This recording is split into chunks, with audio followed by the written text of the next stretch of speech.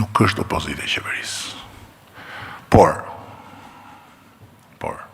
depresioni i thellë në cilin ndohet opozita e qeverisë, që është opozita politike,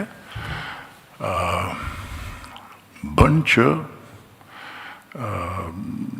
puna e spakut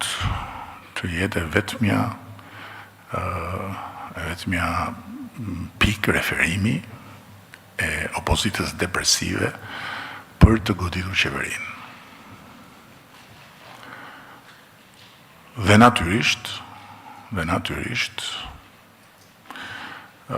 të 700 tenxheret politike dhe mediatike, produktin e gjithë këtij procesi, e marrin edhe e zihen dhe gatuajnë 700 lloj gjellërash të ndryshme, duke bërë diçka që nuk ndodh në Shqipëri për herë të parë, ka ndodhur dhe në vende të tjera sa të duash,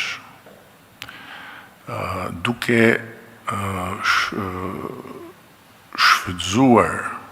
gjysmë të vërteta për të prodhuar një tym të jashtëzakonshëm që djeg syt e publikut, që shurdhon publikun me presionin e vet dhe që dizinformon publikun thellësisht.